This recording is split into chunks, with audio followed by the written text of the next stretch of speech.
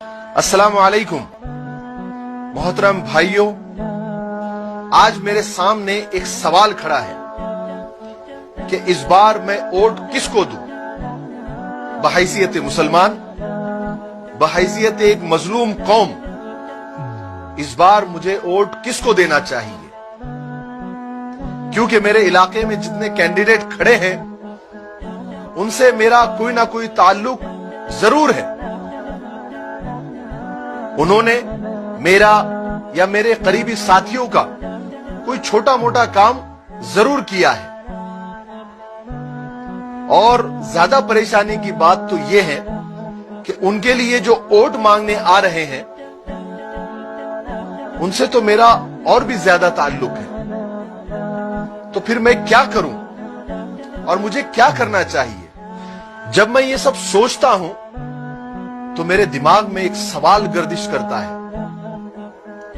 जो एनआरसी के नाम पर मुसलमानों में खौफ और हिरास पैदा कर रहे हैं, उन्हें डरा रहे हैं, धमका रहे हैं और मुल्क बदर करने की बात कर रहे हैं, और ये सारी पार्टियां खामोश तमाशाई बनी हुई है, क्या मेरा वोट इनको जाना चाहिए?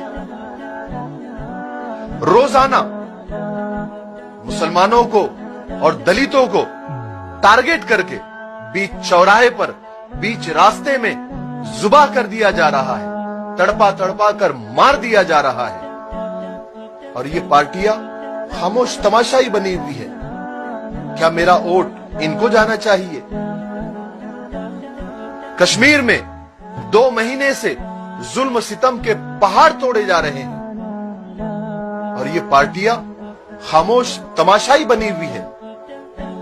क्या मेरा वोट इनको जाना चाहिए? नहीं, हरगिज नहीं, बिल्कुल नहीं। मैंने हालात का जायजा लेने के बाद यह फैसला कर लिया है कि मुझे वोट किसको देना है।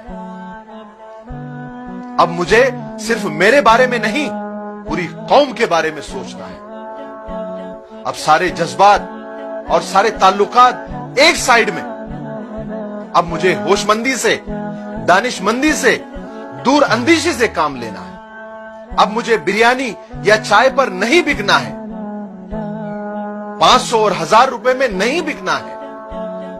कोई रूठता है तो रूठ जाए, कोई साथ छोड़ता है तो छोड़ जाए, क्योंकि किसी ने एक बड़ी प्यारी बात कही है कि कोई अगर तुम्हारा भरोसा तोड़ दे तो एक बार माफ करके बड़े बन जाओ, लेकिन दोबारा भरोसा करके बेवकूफ मत बनो। मौजूदा हालात में मुसलमानों का सबसे बड़ा मसला मुस्लिम क़ियादत का है। हमें ऐसा कायद, ऐसा नेता और ऐसा लीडर चुनना है जो असेंबली में, पार्लियामेंट में, ऐवान में जाकर हमारी आवाज बुलंद कर सके, हमारे मसाइल पर चीख सके, फिरका परस्तों की आंखों में आंखें डालकर बात कर सके। क्या आप अब भी नहीं समझे मेरा वोट किसको जाएगा? एक ही तो जमात है, एक ही तो पार्टी है जो हर मजलूम की, हर सताए हुए की आवाज है।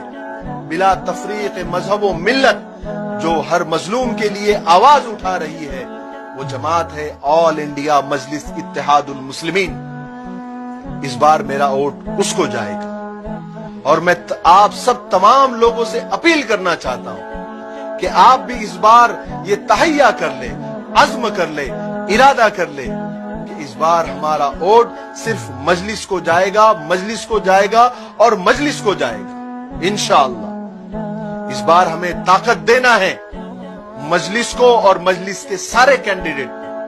हमारे एक एक वोट से ताकत मिलेगी हमारे रहबर और रहनुमा असदुद्दीन ओवैसी को, अकबरुद्दीन ओवैसी को, जनाब इम्तियाज जलील साहब को, जो हमारी आवाज को बुलंद करते हैं। तमाशाई पार्टियों को और बिके हुए लोगों को और दलालों को इस बार साइड को करो। इस बार किसी के बहकावे में नहीं आना है, किसी के डराने या धमकाने की परवाह नहीं करनी है। मुत्तहिद होकर मजलिस को मजबूत कीजिए, मजलिस के कैंडिडेट को वोट दीजिए। इंशाअल्लाह कल हमारा होगा।